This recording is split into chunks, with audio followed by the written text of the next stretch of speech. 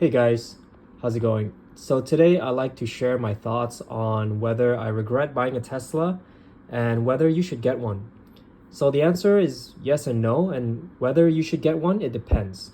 In this video, I'm going to share my experiences with the Model 3 after owning it for almost 2 years now. And if you are new to EV or if you're thinking of purchasing your first Tesla, stay tuned as I'm going to share some things that you may not have thought about that is important to consider before buying your first EV. So the first is savings. This is the most frequently asked question I get is how much savings do you get from owning a Tesla compared to a regular gasoline vehicle? To be clear, we're focusing on the cost comparison between electrical charging versus gasoline. There are other savings like tax incentives, which is another factor that we're not talking about here. So in regards to charging, ultimately it depends on how you are charging and when you are charging. How you are charging refers to whether you're charging at home with your own installed Tesla charger or if you're charging outside at a supercharger, or better yet, if you're charging for free at work. Obviously, if you're able to take advantage of free charging, you'll basically be saving a big portion of your driving costs. Now, most people do not have access to free charging, so whether you're charging at a supercharger or at home, when you charge is going to determine how much you're paying or saving. Similar to our electricity bill, there are off hours where the charging rate is significantly lower. For where I live, this is usually between 11 p.m. to 6 a.m. So peak hours would easily be double if not triple the off-hour rates, and that is usually during midday when most people can charge conveniently. Now, if you are charging at peak hours, your monthly charging bill will pretty much be similar to your gasoline bill. For me, because the nearest supercharger was only about 5 minutes from my place, I didn't mind driving out at 11 p.m. to take advantage of the lower charging rate. If you're charging at home, that is more convenient and you can typically charge it overnight when the rate is at its lowest, but I have noticed some superchargers outside do offer a lower rate, so keep that in mind. So the conclusion is, if you care about maximizing your savings, it is important to either have access to free charging or only charge during off hours. If you don't have a charger at home, it's important to have a supercharger that is close to your home.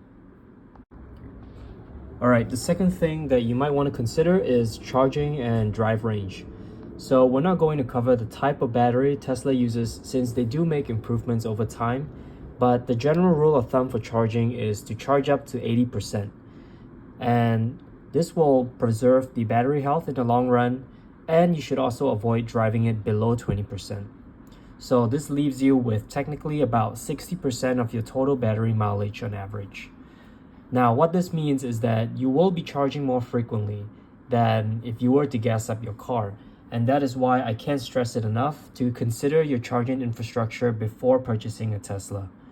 Since I live in California, the charging infrastructure is well developed, so I'm not worried about running low on battery and not being able to find a supercharger.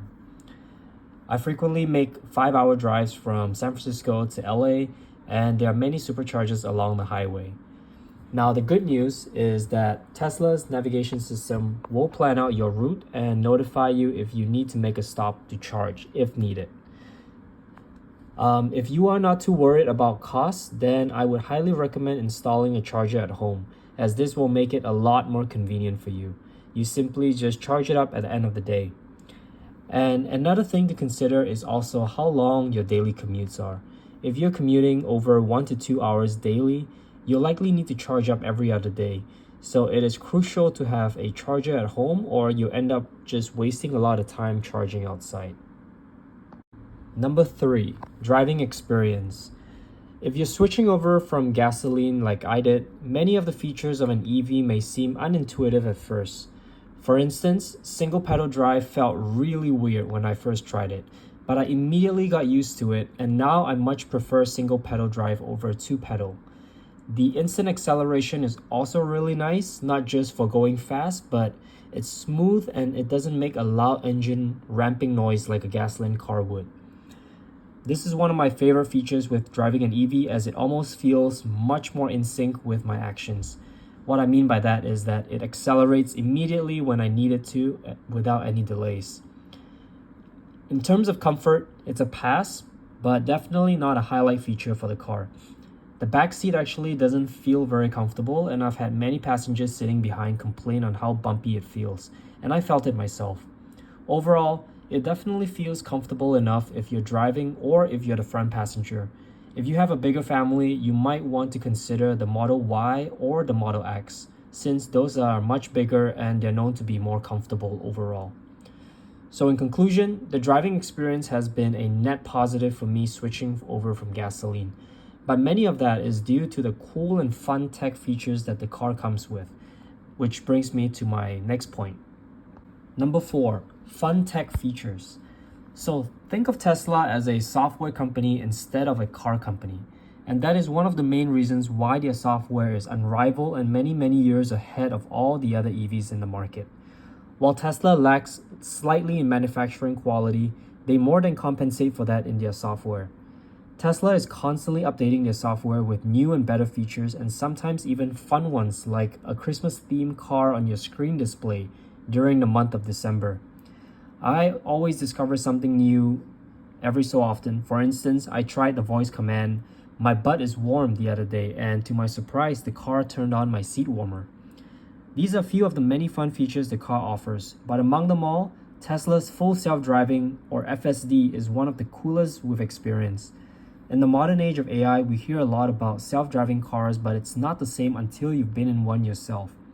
Tesla's FSD has been out for a while now, so it's pretty developed, where it can reliably bring you from point A to point B with minimal to no intervention on your end.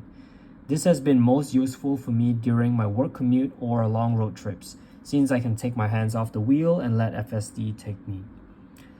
Many of these cool features are also tied to your Tesla app on your phone, so everything is super convenient.